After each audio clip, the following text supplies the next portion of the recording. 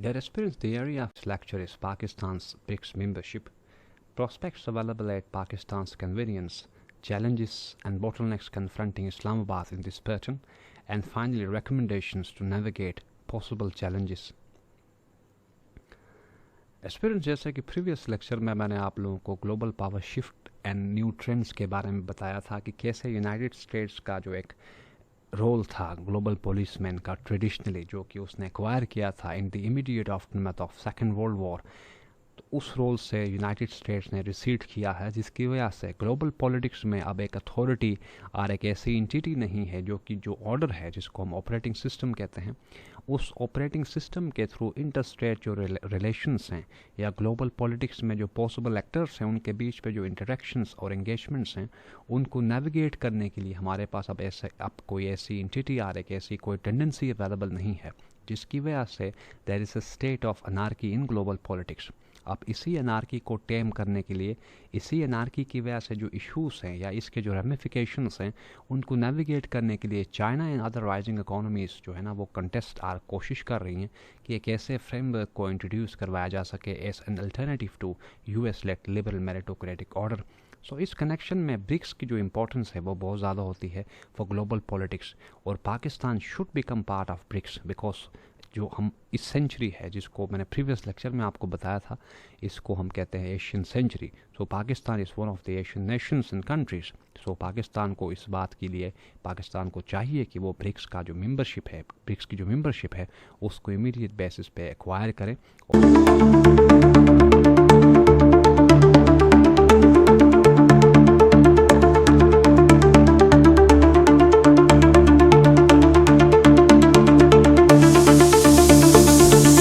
People, I believe you're doing great and I welcome and appreciate your presence in Cuckoo Study Lab. जैसे कि previous lecture में मैंने आप लोगों को global power shift and new trends के बारे में बताया था कि कैसे यूनाइटेड स्टेट्स का जो एक रोल था ग्लोबल पुलिसमैन का ट्रेडिशनली, जो कि उसने एक्वायर किया था in the immediate aftermath of second world war, तो उस रोल से यूनाइटेड स्टेट्स ने रिसीड किया है, जिसकी वजह से ग्लोबल पॉलिटिक्स में अब एक अथॉरिटी और एक ऐसी इंटिटी नहीं है जो कि जो ऑर्डर है, जिसको हम ऑपरेटिंग सिस्टम कहते हैं, उस ऑपरेटिंग सिस्टम के थ्रू इंटरस्टेट जो रिलेशंस हैं या ग्लोबल पॉलिटिक्स में जो पॉसिबल एक्टर्स हैं उनके बीच पे जो इंटरेक्शंस और एंगेजमेंट्स हैं उनको नेविगेट करने के लिए हमारे पास अब कोई ऐसी इंटिटी और एक ऐसी कोई टेंडेंसी अवेलेबल नहीं है, जिसकी वजह से there is a state of anarchy in global politics. अब इसी अनार्की को टेम करने के लिए, इसी अनार्की की वजह से जो इश्यूज़ हैं या इसके जो रेमिफिकेशंस हैं उनको नेविगेट करने के लिए China and other rising economies जो है ना वो कंटेस्ट और कोशिश कर रही हैं कि एक ऐसे फ्रेमवर्क को इंट्रोड्यूस करवाया जा सके as an alternative to US led liberal meritocratic order. So इस कनेक्शन में ब्रिक्स की जो इंपॉर्टेंस है वो बहुत ज़्यादा होती है फॉर ग्लोबल पॉलिटिक्स, और Pakistan should become part of BRICS because जो हम इस सेंचुरी है, जिसको मैंने प्रीवियस लेक्चर में आपको बताया था, इसको हम कहते हैं Asian century. So Pakistan is one of the Asian nations and countries.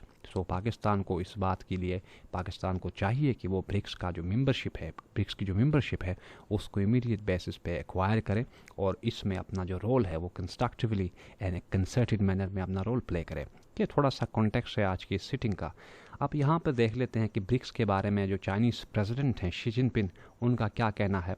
तो इंट्रोडक्शन की जो हेडिंग है उसमें शी जिनपिंग की एक स्टेटमेंट को यहाँ पर मेंशन किया है इनसाइड कोटेशन मार्क्स और इन्वर्टेड कॉमास। ब्रिक्स के बारे में शी जिनपिंग कहते हैं, amid turbulence and disruptions in global politics, BRICS is an important force in shaping international landscape, defending rights to development, marching in tandem towards modernization and deepening cooperation as well as improving governance। ये अब एक statement है Xi Jinping का about are विज़ुवी BRICS, जिससे visible है कि BRICS का जो रेजन डेट्रा है या इस ऑर्गेनाइजेशन और इस फ्रेमवर्क और इस इंस्टीट्यूशनल जो अरेंजमेंट है उसका जो पर्पस है वो है to establish or tailor cooperation, constructive collaboration between states so as to enter into a smooth and productive future। ये इसका रेजन डेट्रा है अकॉर्डिंग टू शी जिनपिंग। आगे पाकिस्तान की जो फॉरेन मिनिस्ट्री या फॉरेन ऑफिस की जो स्पोक्स पर्सन हैं या स्पोक्स जो वुमेन हैं ममताज़ ज़हरा बलोच, इनका ब्रिक्स की मेंबरशिप के बारे में क्या है। Promoting global piece and security, attaining shared interest, ensuring joint prosperity, and fostering inclusive multilateralism via joining multilateral organizations। यानी जब पाकिस्तान में अभी रिसेंटली फॉर्मल रिक्वेस्ट की या एस्पिरेशन शो की to become part of BRICS, तो उस कॉन्टेक्स्ट में जो फॉरेन मिनिस्ट्री है या फॉरेन ऑफिस है उससे एक स्टेटमेंट आया कि पाकिस्तान क्यों इस ऑर्गेनाइजेशन को ज्वाइन करना चाहता है। तो इस कनेक्शन में हमारी जो फॉरेन ऑफिस है उसका कहना है कि पाकिस्तान अब एक ऐसे मल्टीलेटरल और एक ऐसे डेमोक्रेटिक इंस्टीट्यूशन और एक स्ट्रक्चर का हिस्सा बनने जा रहा है, या एक ऐसे डेमोक्रेटिक ऑर्डर को इस्टेब्लिश करने की जो एफर्ट है उसका हिस्सा बनने जा रहा है। तो उसी कनेक्शन में to that effect Pakistan aspires to become member of BRICS. आगे है एक और स्टेटमेंट गोल सेट्स की ब्रिक्स के बारे में कि BRICS nations economies will dominate the world by 2050। यानी इनका कहना है कि जो ब्रिक्स नेशंस हैं उनकी जो इकोनॉमीज हैं वो इक्लिप्स करेंगी G7 की जो कंट्रीज़ हैं, जो डेवलप नेशंस हैं, उनकी इकोनॉमीज़ को इक्लिप्स करेंगी बाय 2050। वैसे आप लोगों को पता है कि ग्लोबल इकोनॉमी एंड ट्रेड की जो ग्रेविटी है वो ग्रेविटेट कर रही है टुवर्ड्स ग्लोबल साउथ। तो इस वजह से ब्रिक्स में जो मेंबर्स हैं मोस्टली ग्लोबल साउथ में हैं, तो ग्लोबल साउथ की जो इकोनॉमीज़ है जिस फैशन में ग्रो कर रही हैं उससे लगता ऐसे है कि ये इकोनॉमीज़ G7 इकोनॉमीज़ को सुपरसीड करेंगी। फिर आगे अगर ब्रीफ अकाउंट आप लोगों को, चूँकि बहुत सारे ऐसे एस्पिरेंट्स हैं जो कि न्यू हैं, तो उनके लिए यहाँ पे ब्रिक्स के बारे में जो बेसिक अंडरपिनिंग्स हैं, जो बेसिक इसके बारे में कंसेप्शंस हैं वो यहाँ पे मैंशनड हैं। इसमें सब पॉइंट 1 आप लोग देख लें। द टर्म ब्रिक वो which is an acronym for Brazil, Russian Federation, India and China was coined by Jim O'Neill in 2001 in his paper building better BRIC. The bloc was formed in 2009। यानी ये term है इसको coin gym O'Neill ने किया था इन 2001 in his paper, जो कि यहाँ पर मैंशनड है। फिर इसमें सब पॉइंट 2 है, with the inclusion of South Africa in 2011 it became BRICS from BRIC. यानी इसका ओरिजिनल जो नाम था, शुरू का जो नाम था वो ब्रिक था, और जब 2011 में साउथ अफ्रीका को इसमें ऐड किया गया तो इट बिकेम ब्रिक्स। फिर नेक्स्ट पॉइंट है, BRICS was created as an analytical grouping of emerging markets. जो यानी इमर्जिंग से मुराद राइजिंग जो इकोनॉमी से उनकी एक ग्रुपिंग के तौर पे इसको बनाया गया था, sizeable enough to compete with G7 countries that experience strong economic growth. तो यानी कि इसको आज भी जो वेस्टर्न एकेडमिक्स हैं और वेस्टर्न जो मीडिया हाउसेस हैं और पॉलिसी मेकर्स हैं वो ब्रिक्स को कंपेयर करते हैं एज एन अल्टरनेटिव या as a competitor to G7 countries. फिर नेक्स्ट इसमें पॉइंट है, BRICS is operating as an organization that seeks to further economic cooperation among members and increase their economic and political standing. एक ये इसका raisin डेट्रा और purpose है इस BRICS का। नेक्स्ट पॉइंट है, it is investing or promising to tailor interdependent economies, trade connectivity, establish political coordination, ensure cultural and social exchanges, materialize sustainable development and maintain regional peace and security। ये certain ऐसे fundamental pillars हैं और ऐसे objectives हैं जिसकी base पे या जिनको अटेन करने के लिए ब्रिक्स के नाम से एक इंस्टीट्यूशन और एक ग्रुपिंग या एक फ्रेमवर्क को इस्टेब्लिश किया गया है, जिसका पर्पस है to ensure interdependence and interconnectivity between members. और ग्लोबल पॉलिटिक्स और रीजनल जो पॉलिटिक्स है रीजन में peace and security and stability को मेंटेन करने के लिए एक फ्रेमवर्क को इस्टेब्लिश किया गया है ब्रिक्स की शक्ल में। फिर नेक्स्ट है, it is railing support for the interest of global south.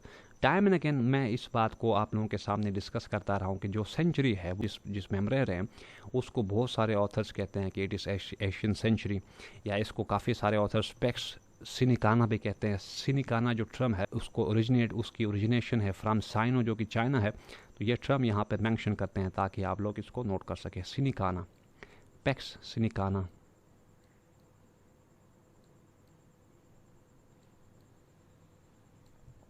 सो आगे है next, currently more than 80 countries have shown interest in joining BRICS, while Egypt, Ethiopia, Argentina, Saudi Arabia, UAE and Iran will become members in 2024। ये सारे members हो गए हैं आज के दिन। टर्की ने फॉर्मल एक रिक्वेस्ट की है to become part of BRICS.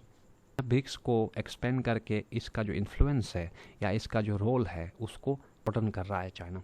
इस सेक्शन में हम ब्रिक्स में जो फर्दर इस ऑर्गेनाइजेशन के अंदर जो इंस्टीट्यूशंस हैं उनके बारे में देखेंगे। ब्रिक्स के अंदर ऑर्गन्स कौन से हैं या इसके कौन से ऐसे पिलर्स हैं जिनके थ्रू ब्रिक्स ऑपरेट करेगा इन फ्यूचर और ऑपरेट कर रहा है। तो इसमें सबसे पहला जो इसमें ऑर्गन है वो है द न्यू डेवलपमेंट बैंक। इस सेक्शन को समझने से पहले आप लोगों को ये पता होना चाहिए या आप लोगों के माइंड में ये होना चाहिए कि ब्रिक्स एक ऐसा सिस्टम है जो कि एक अल्टरनेटिव है, एफर्ट है on part of global south and rising economies, जिसके थ्रू वो एक ऐसे ऑर्डर को इम्प्लीमेंट करना चाहते हैं जो कि एक multilateral, more democratic, progressive and एक ऑल इंक्लूसिव ऑर्डर हो। सो उस ऑर्डर को इस्टेब्लिश करने के लिए इंस्टीट्यूशंस की ज़रूरत है, तो उन्हीं इंस्टीट्यूशंस के बारे में अभी हम पढ़ेंगे। फर्स्ट इसमें है the New Development Bank which is counterweight to IMF, जो कि है इंटरनेशनल मॉनेटरी फंड है।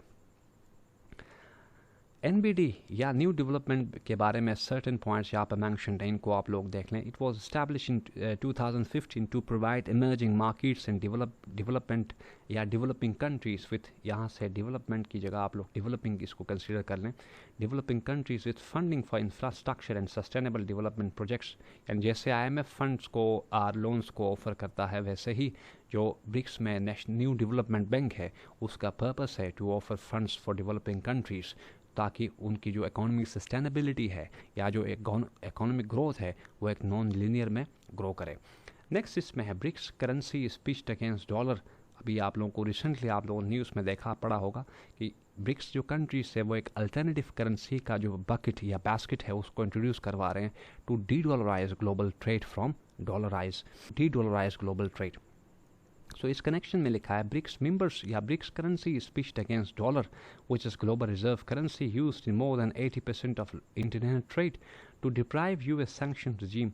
स्विफ्ट पेमेंट सिस्टम के बारे में मैंने आपको बताया है कि कैसे यूनाइटेड स्टेट्स का जो सैंक्शन का जो पूरा मैकेनिज्म है वो इफेक्टिव जिस टूल के थ्रू होता है वो स्विफ्ट पेमेंट सिस्टम है जो कि यूनाइटेड स्टेट्स के कंट्रोल में है। फिर आगे लिखा है deprive the United states sanction regime of effectiveness.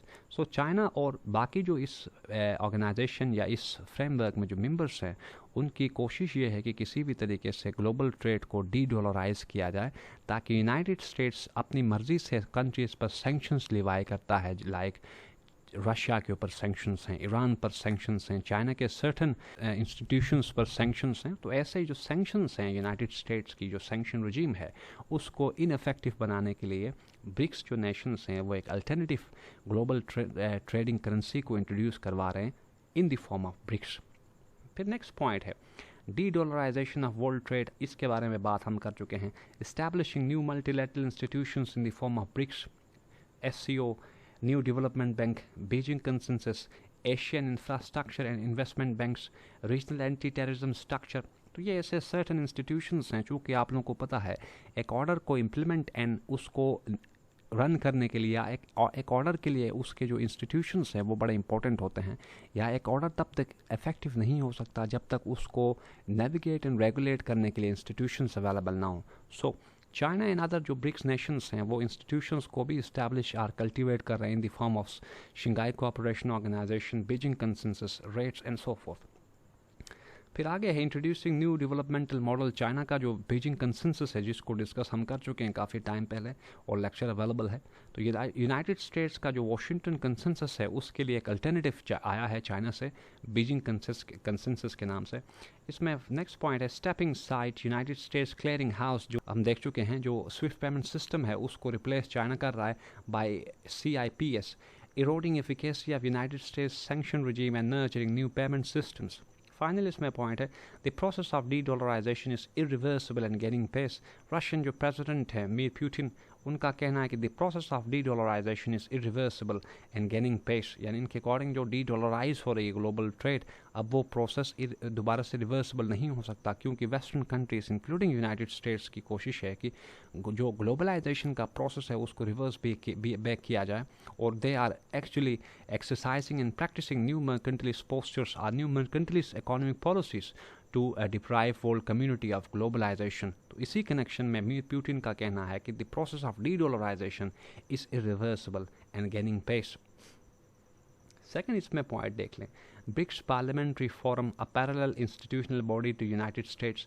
यानी मैंने आपको पहले भी बताया था कि चाइना एंड रशिया की कोशिश है कि ऐसे अल्टरनेटिव और पैरेलल इंस्टीट्यूशंस को इंट्रोड्यूस करवाया जाए जिनके थ्रू एक नए ऑर्डर को, एक मल्टीलैटरल ऑर्डर को इम्प्लीमेंट करवाना आसान हो। सो जैसे ऊपर हमने देखा, जो न्यू डेवलपमेंट बैंक है उसको पिच किया गया है as alternative to IMF and World Bank. इसी तरह यहाँ पे एक UN जैसा इंस्टीट्यूशन इस्टेब्लिश हो रहा है in the form of BRICS parliamentary forum. इसमें सब पॉइंट आप लोग देख लें। It is design to strengthen and promote context at leadership level, यानी इस ऑर्गेनाइजेशन और इस फ्रेमवर्क जो कि ब्रिक्स है, इसमें जो मेंबर्स हैं उनके बीच में close coordination, consensus and understanding develop करने के लिए एक पार्लियामेंट्री फोरम के नाम से इंस्टीट्यूशन को यहाँ पे बिल्डअप और इस्टेब्लिश किया गया है। फिर नेक्स्ट है BRICS supplanting G7 countries in terms of global GDP in 2023। G7 countries में हमारे पास कनाडा है, यूनाइटेड स्टेट्स है, UK, France, Germany, Italy and Japan आगे मैंशनड है।